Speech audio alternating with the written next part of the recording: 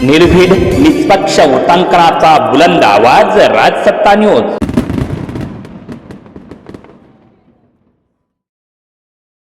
म्हणजे शिवसेना, महाराष्ट्र नवनिर्माण सेना आणि राष्ट्रवादी यांच्या युतीला मतदान केलेलं आहे. त्या सगळ्या मतदारांना आणि तिन्ही पक्षाच्या कार्यकर्त्यांना मनापासून धन्यवाद देतो आणि अभिनंदन पण करतो. या निवडणुका फार विचित्र किंवा अत्यंत घाणेरड्या पद्धतीने सत्ताधारी पक्षाकडनं लढवल्या गेल्या. जणू काही प्रत्येक निवडणूक ही निवडणूक म्हणजे अगदी त्यांच्या जीवन मरणाचा प्रश्न आहे. अशा पद्धतीने ते साम दाम दंड भेद याच्या पलीकडे जाऊन सर्व काही त्यांनी वापर केला. भाग दपटशा, पैशाची लालूच दाखवली, आमिष दाखवलं. काही जणांना, आमच्या शिवसैनिकांना तडीपार करण्याच्या नोटिसा केल्या, काही जणांना अटका तिकडे झाल्या, काही ठिकाणी दंगली भडकवण्याचे प्रयत्न झाले. अगदी ठाण्याला गेलो होतो, तिथे आमच्या काही कल्याण डोंबिवली असेल, ठाणा असेल, इथल्या उमेदवारांना पैशाची आमिष पण देण्यात आली. काही ठिकाणी जोर जबरदस्तीने त्यांना उमेदवाऱ्या मागे घ्यायला लावल्या. आणि या सगळ्या गुंडागर्दीला न डरता ज्या ज्या उमेदवारांनी ही लढत दिली आणि ज्या ज्या मतदारांनी निर्भयपणाने मतदान केलं, हे सगळेजण खरोखर लोकशाहीचे रक्षक आहेत.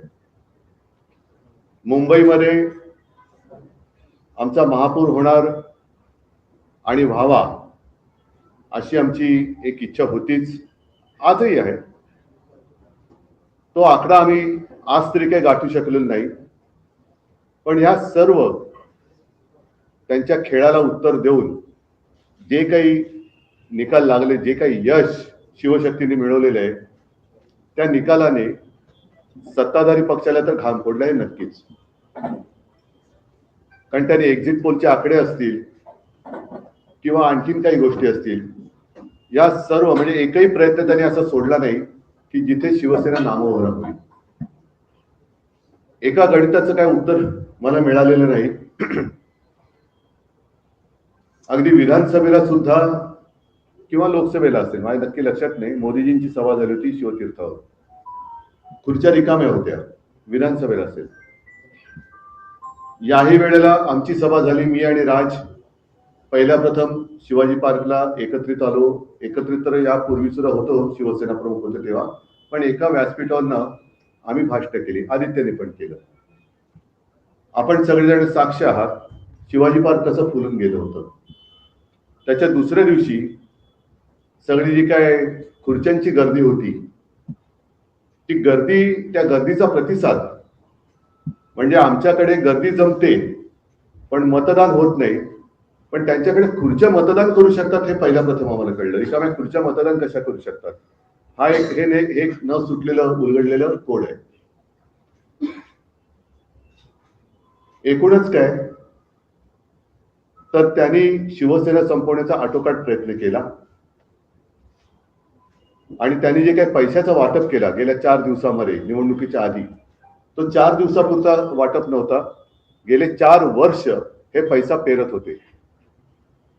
आमचे जे काही निवडून आलेले नगरसेवक होते, मी मुंबईपुरतं जर बोलायचं झालं तर जवळपास अर्ध्याधिक नगरसेवक त्यांनी त्यांच्या गळाला लावले होते. ते आता गाळाला गेले. 4 वर्ष त्यांनी त्यांच्या आमदारांना, नगरसेवकांना, नगरसेवक नसताना सुद्धा काही पदाधिकाऱ्यांना सुद्धा विकास निधीच्या नावाखाली आम्हा पैसा वाटला. अगदी निवडणुकीच्या तोंडावर सुद्धा प्रेशर कुकर असेल, मिक्सर असेल, साड्या असेल, म्हणजे प्रचंड तिकडे हा कालचा का परवाचा लोकसत्तेचा अग्रलेख चांगला आहे.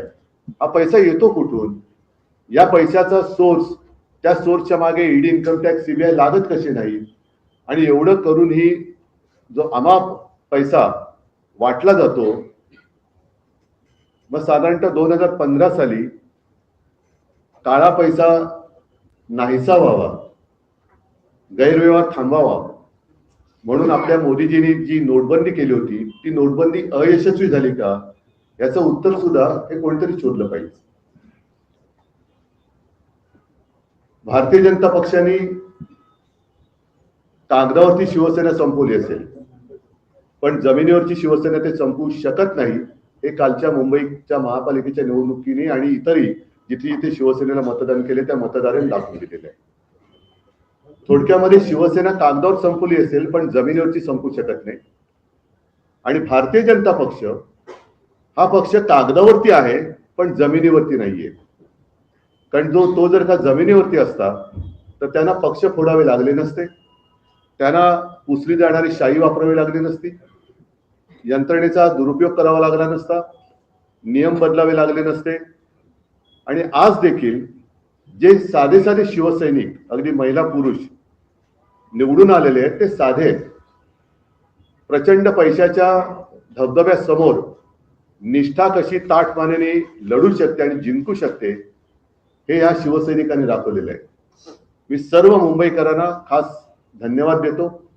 मला मुंबईकरांकडनं आणखीन अपेक्षा नक्कीच होती, कारण ज्या काही 25 वर्षात जी काही आम्ही सेवा केली, ज्या काही सुधारणा केल्या त्या सुधारणा आम्ही सर्वांसमोर ठेवलेल्या होत्याच.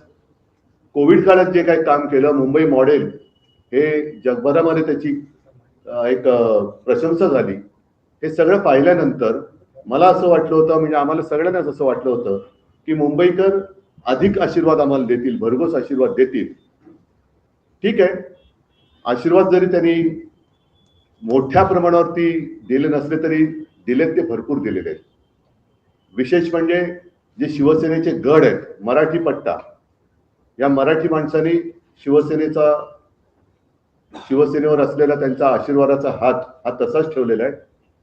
यापुढे महापालिकेमध्ये आता शिवसेनेचे किंवा सर्वच पक्षांचे लोकप्रतिनिधी हे सभागृहात जाणार आहेत आणि ते गेल्यानंतर मुंबई महापालिकेची तिजोरी यांनी कशी लुटलेली आहे, कसे कसे गैरव्यवहार यांनी केलेले आहेत याचा भांडाफोड तर नक्कीच होईल. पण एक कर्तव्यदक्ष मुंबईकरांचे लोकप्रतिनिधी म्हणून शिवसेना, महाराष्ट्र नवनिर्माण सेना आणि राष्ट्रवादी यांचे लोकप्रतिनिधी हे काम करतील. आम्ही जो काही वचननामा जनतेसमोर ठेवलाय त्याचा सुद्धा आम्ही नक्की पाठपुरावा करू. आणि मुंबईकरांची जमीन ही मुंबईकरांसाठीच वापरली जाईल हे सदैव दडपण आम्ही ह्या मुंबई लुटणाऱ्यांवरती ठेवू.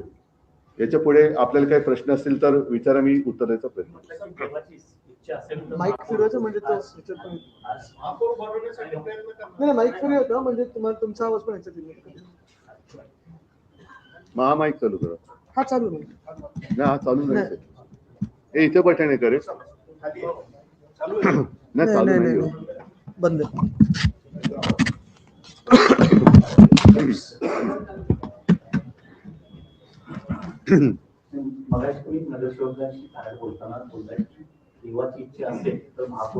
देवाचा म्हणजे देवाची, हा मेवाची नाही.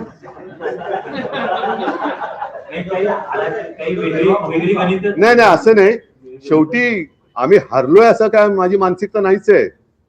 आम्ही हरलेलो नाहीच आहोत. कारण ज्या पद्धतीने निवडणूक ते लढले त्याला तोडीस तोड उत्तर आम्ही दिलेलं आहे. थोडाफार फरक आहे, याचा अर्थ लगेच काही. आणि आता त्यांना टेन्शन आहे, कारण शेवटी एकदा फुटलेली फोडून आणलेली माणसं ही टिकवण्याचं टेन्शन हे फोडणाऱ्याला जास्त असतं. मला नाहीये टेन्शन.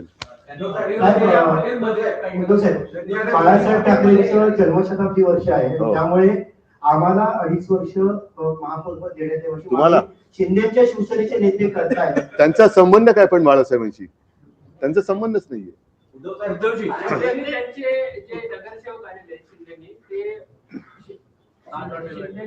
शिंदेनी नगरसेवक निवडून आलेले ते आता ताज हॉटेलला इथे काही दिवस ठेवणार आहेत. काय त्यांना भाजपची भीती वाटते, कारण ते जाऊ दे आता, जास्त काही न बोललेलं बरं. कारण ते एकदा फुटलेले लोक कधी फुटू शकतात, सगळ्यांच्या संपर्कात असू शकतात.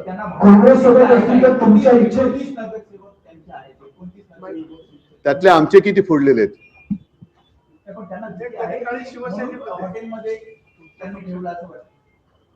आता ज्यांनी ठेवले त्यांना विचारा. काँग्रेस सोबत एक मिनिट, तुमच्या इच्छेनुसार महापौर मुंबईत बसला असता. उद्धवजी, काँग्रेस सोबत असतील तर तुमच्या इच्छेनुसार आज मुंबईत महापौर असता का? जरा बंद करू. हा, काय म्हणता? काँग्रेस सोबत असतील तुमच्या तर आज तुमच्या इच्छेनुसार मुंबईत महापौर या अशा प्रश्नाला काय म्हणतात माहितीये ना? आत्याबाईला मिशा असतातच. माईक इथे दिलं. अशी म्हण आहे मराठीत. माईक घेऊन बोला सगळ्यांनी, तिकडे घेतो माईक. उद्धवजी, आतापर्यंत महापालिका इतिहासात शिवसेना भाजप युती असताना भाजप महापौर पदापर्यंत पहिल्यांदा पोहोचते. याआधी उपमहापौर पद त्यांनी भूषवलेलं आहे. तर पहिल्यांदा मुंबईचं महापौर पद भाजपला येत आहे याचा जवळपास स्पष्ट आहे. तर त्यावर तुमची प्रतिक्रिया काय की पहिल्यांदा मुंबईचा भाजपचा महापौर होतो आहे? बघा, एक सांगतो, आमचा महापौर होईल असा आत्ता आकडा दिसत जरी नसला तरी मी कुठेही किंवा शिवसैनिक कुठे खचलेलं नाहीये. त्यांच्या लेखी जरी आमचा तो पराजय असला तरी आमच्या पराजयाला सुद्धा तेज आहे आणि त्यांचा विजय हा डागाळलेला आहे. आणि ज्यांच्या सहकार्याने ते जर महापौर बनवत असतील तर ज्यांच्या आधारावर ते महापौर बनवणार आहेत त्यांना लाज वाटली पाहिजे की आपण काय केलेलं आहे. त्याच्यामुळे मला काही हा प्रश्न पडलेला नाहीये तो बसावा न बसावा, पण ज्यांची मदत घेऊन आणि म्हणे बाळासाहेबांचा विचार हा शिवसेनेचा महापौर बसवणे हा आहे आणि ती शिवसेना असली ही मी बघतोय. त्याच्यामुळे त्या लोकांनी, गद्दार लोकांनी विचार केला पाहिजे की आपण काय कोणतं पाप करतो आहोत आणि हे पाप करणं, हे पाप केल्यानंतर मराठी माणूस त्यांना काय म्हणणार आहे हा विचार त्यांनी केला पाहिजे.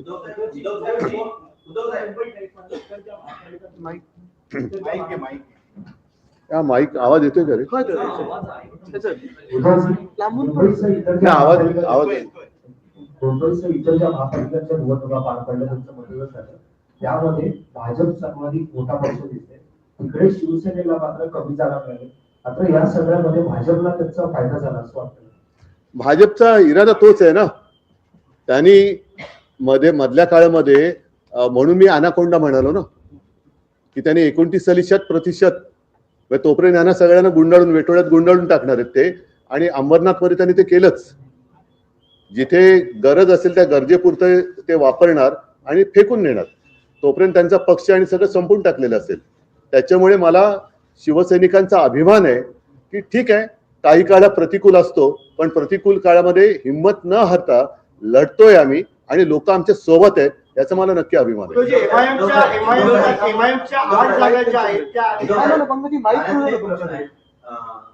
उपमुख्यमंत्री शिंदे ज्या प्रभागामध्ये रहिवासी आहेत ते संविधानिक पद नाहीये.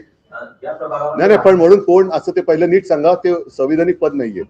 शिंदे ज्या प्रभागामध्ये कोण शिंदे? त्यांचा वाढदिवस आहे. शिंदे ज्या प्रभागामध्ये राहत आहेत त्या प्रभागामध्ये तुमच्या उमेदवारांनी, ठाकरेंच्या उमेदवारांनी शिंदेच्या उमेदवाराचा करेक्ट काय नाव त्यांचं?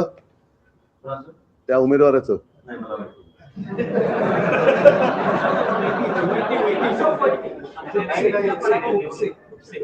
जोरात बोला ना.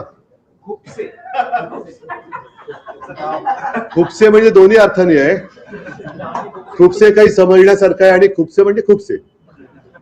उद्धवजी, आकडेवारी, मला आवाज आहे खडखडी, जी आकडेवारी आहे ठाकरे बंधूंची, त्यात असं एक विश्लेषण केलं जात आहे की मनसेची शिवसेना पक्षाला जास्त मदत झाली तुमच्या पक्षाला आणि तुमचे नगरसेवक निवडून आले.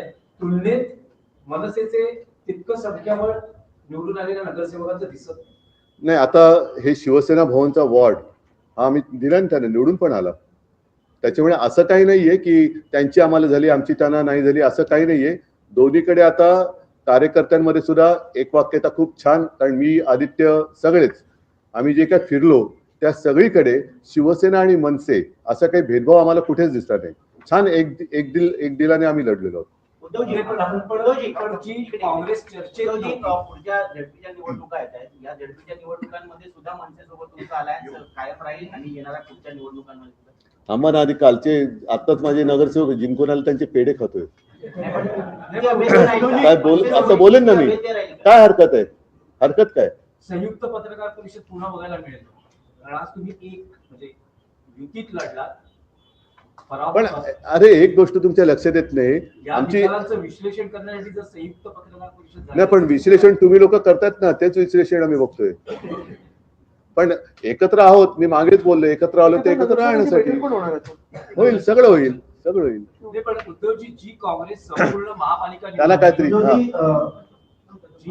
जी काँग्रेस संपूर्ण महापालिका निवडणुकीत चर्चेतही नव्हती, त्याचे 28 नगरसेवक आले आहेत. चांगली गोष्ट. तर तुम्ही- एकत्रित लढले असते तर आणखी चित्र पण- वेगळं, म्हणजे महाविकास आघाडी आणि मनसे असे मिळून एकत्र लढले असते तर आणखी चित्र वेगळं असतं.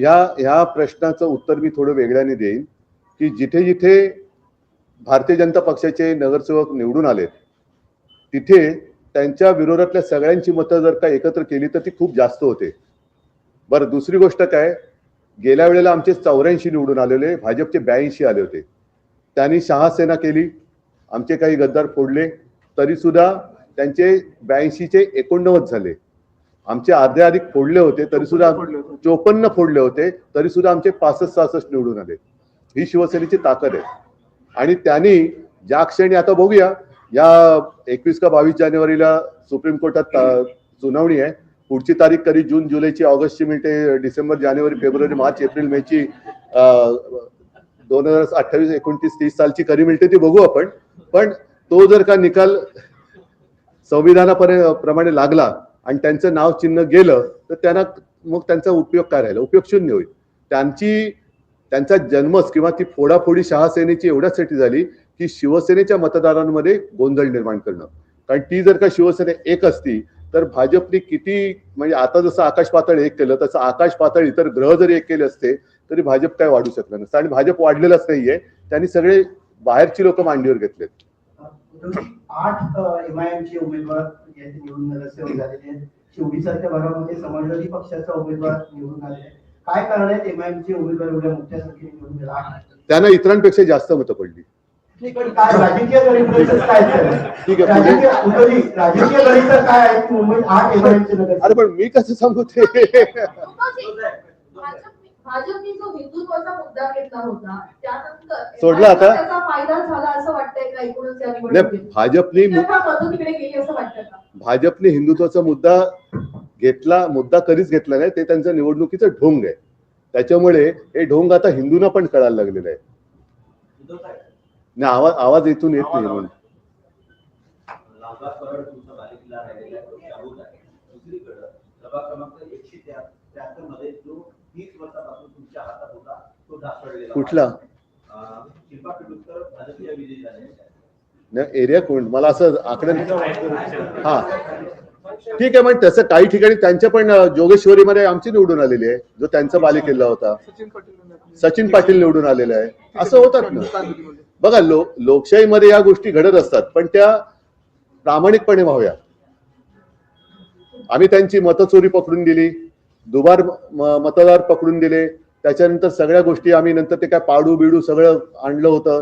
ह्या सगळ्या गोष्टी मुंबईमध्ये आम्ही जागरूकतेने होऊ न दिल्यामुळे त्यांना एवढ्या मोठ्या प्रमाणावरती चोरीमारी करताना आले. पण तरी सुद्धा अगदी झालीच नाही असं मी नाही म्हणणार. थोड्या दिवसात त्याची पण माहिती आम्हाला मिळेल.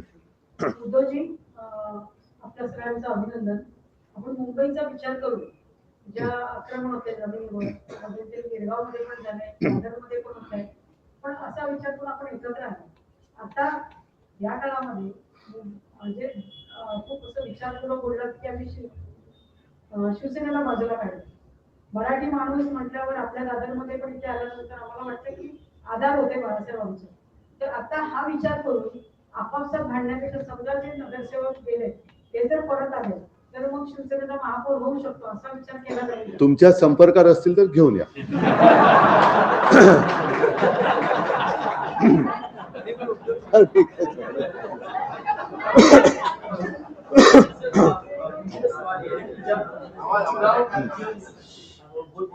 चुनाव प्रचार जब शुरू नहीं हुआ था उसके पहले हमने मुंबई में चैनल होर्डिंग्स देखी थी जिसमें लिखा गया था, जब चुनाव प्रचार शुरू हुआ था तो उसके पहले मुंबई में गई होर्डिंग्स लगी थी। अब नहीं तो कभी नहीं, यही वक्त है मुंबई को बचाने का, मराठी मानस को साथ आने। क्या वो वजह आप देखते हैं कि इतना प्रचार होने के बाद भी मुंबई का जो आप चाहते थे कि महापौर आपकी पार्टी का वो होने वाली स्थिति अभी है? सवाल ये कि प्रचार आपने किया उसकी वजह से उसके बाद भी आपको जो संख्या नहीं, लेकिन इसीलिए मैंने कहा ना कि मुझे तो अपेक्षा थी कि जो भी काम हमने पिछले 25 साल में किया, खास कर कोविड के समय में किया, तो मुंबई के मतदाता हमारे साथ रहेंगे और वो रहे भी, बिल्कुल नहीं रहे ऐसे नहीं बात हुई है। और खास कर मराठी इलाका जो है वहाँ के सारे मराठी जो जनता है वो हमारे साथ है ही, और साथ ही साथ कोई नॉन महाराष्ट्रियन भी है, अन्य धार्मिक भी है, वो भी हमारे साथ है। अपेक्षा तो और थी ही, अगर हमारे 100 भी आ जाते तो लगता अरे और 25 आने चाहिए थे। तो ये तो हमेशा रहेगी और रहनी चाहिए, इसलिए तो काम करना पड़ता है। लेकिन एक बात और चली, उत्तर भारत को खासकर जो ये कहा गया, अगर बटोगे तो भी पिटोगे और नहीं बटोगे तो भी पिटोगे, इसका नुकसान हुआ कहीं ना कहीं लोगों के मन में। ये जहर फैलाने वाले हैं कौन? और यही तो मेरा सवाल था कि नहीं, ये क्या कहा था आपने, बटेंगे तो पिटोगे, तो ये जहरीला प्रचार किया किसने? नहीं, फिर अगर मैं ऐसी बात कहूँ, हम ट्रैक बदली हो जाएगा। मॉब लिंचिंग वगैरह करने वाले जो लोग हैं, वैसे तो कभी कुछ हुआ नहीं ना, और हमने तो कोविड के समय में ना मैंने कभी किसी की भाषा देखी थी, ना कभी मैंने किसी का मजहब पूछा था। मैंने तो मेरा कर्तव्य निभाया था और हमने हमेशा निभाया। जो भी कोस्टल रोड किया है या पानी की समस्या है, हर घर में जाता है, पानी भी जाता है, हर कोई वहां से जाता है। अंकित वगैरह तो उसी पोर्ट्स पे तो आए हाँ, अंकित आए ना, हमारे कुछ लोग दिल्ली में है, मागाटाने में है, अन्य गोरेगांव में आए हैं। जैसे आदित्य कह रहा है कि उत्तर भारतीयों ने भी हमें वोट तो किया ना। भाजपचा महापौर होणार आता जवळजवळ सिद्ध झालेले आहे, पण आता मुंबईची चावी आता दिल्ली करायच्या हातात आला, पण हे रोखण्यासाठी आपलं काय पावलं? त्याच्यासाठी तर आम्ही सांगत होतो ना ओरडून, त्याच्यासाठी तर आम्ही सांगत होतो की अफगाणिस्तान होऊ देऊ नका। आणि साहजिकच आहे की महापालिकेच्या निवडणुकीत आम्ही काही कमजोर नाही आहोत, आमची संख्या पण भरपूर आहे आणि रस्त्यावरती तर आम्ही आहोतच। देवेंद्र फडणवीसांनी आता संभाजीनगरच्या माहिती दिली की अजून मला उद्धव ठाकरेंच्या शुभेच्छा आलेल्या नाही, अपेक्षा आहे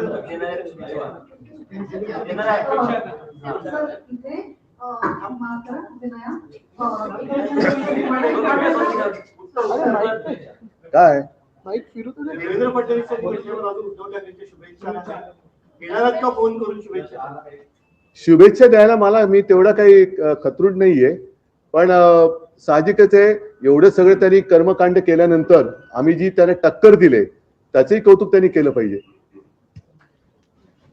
सर, एक प्रश्न असा विचारायचा आहे, ह्या वेळेला राज्य निवडणूक आयोगापर्यंत कंप्लेंट्स केल्या गेल्या, त्यापैकी एक कंप्लेंट जी नवीन होती ती म्हणजे शाही बद्दलची, इनडेलिबल लिंक। आता त्या संदर्भात राज्य निवडणूक आयोगाने सांगितलं की ज्यांनी हे पुसण्याचा प्रयत्न केला त्यांच्या विरुद्ध आम्ही नाही, अशा निवडणूक आयुक्ताबद्दल विरुद्ध जनता ऍक्शन घेईल। त्यांनी लोकांच्या भावनेशी खेळ करू नये, ते म्हणजे कोणी ब्रह्मदेवाचा बाप नाहीयेत, त्यांनी लोकशाहीचा अपमान करू नये।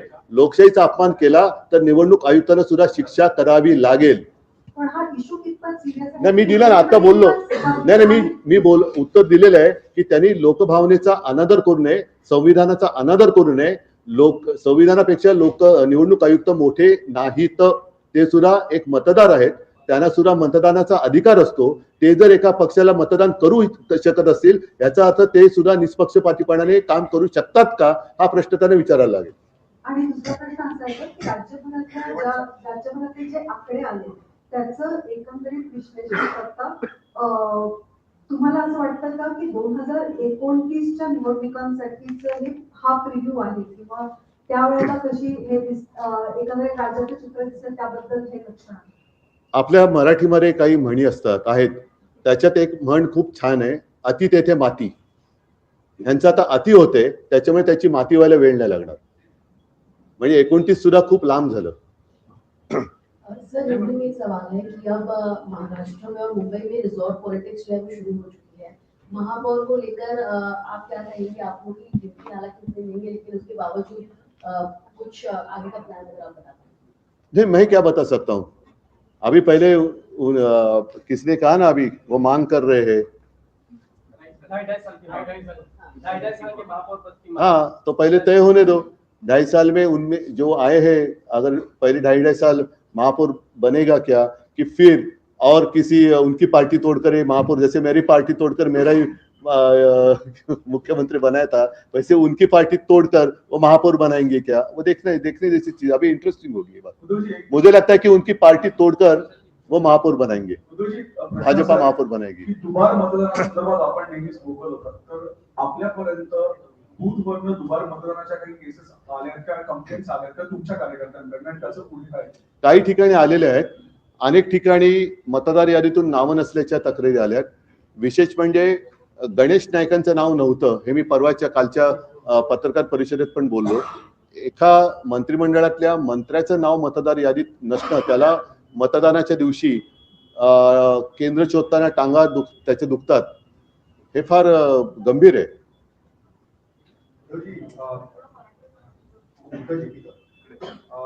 मुंबईमध्ये आता आकडा तुम्हाला गाठला, बाकी महानगरपालिकेमध्ये बघितलं बाजूच्या जिथं 2000 आता अलीकडच्या विधानसभा आणि लोकसभेमध्ये सुद्धा आपल्याला चांगली मतं मिळाली, खासदार आणि आमदारही निवडून आलेले. परभणीमध्ये मिळाले ना चांगली, बाकी नाही. म्हणून मी काय म्हटलं की जसं काही ठिकाणी जरा एक संभ्रमावस्था आहे, जरूर आहे, हे मान्य करावं लागेल.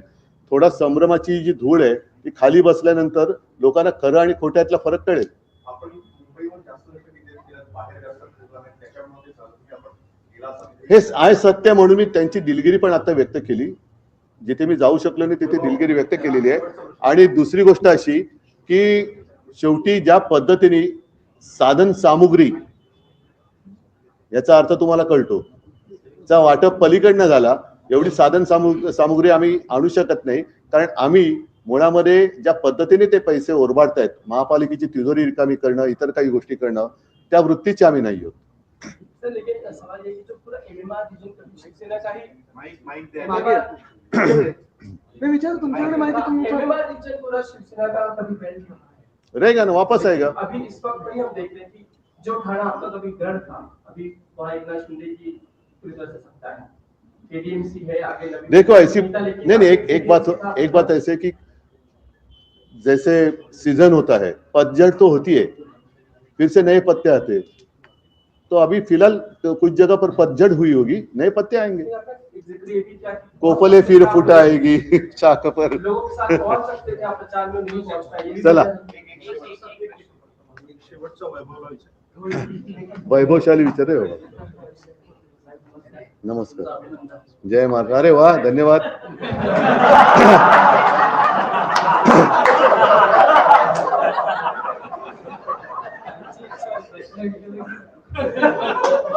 नाही विचारलं तरी चालेल. नाही, आता धन्यवाद दिलं त्याला साजेचा प्रश्न विचार. प्रश्न ईव्हीएम वर होता. लोकसभाच्या नंतर त्या ठिकाणी ईव्हीएम वर संशय घेण्यात आला. विधानसभेनंतर तर ईव्हीएम आणि दुबार मतदानावर आक्षेप होता. आता महापालिकेत ज्या पद्धतीने तुम्हाला मांडणी मिळालं, आता ईव्हीएम बद्दल तुमचं काय? बघा, एका रात्रीत मत त्या बदलू शकत नाही. म्हणजे तसं एका रात्रीत मत बदलायचं असेल तर ईव्हीएम वरतीच तेही मतदान झालं पाहिजे.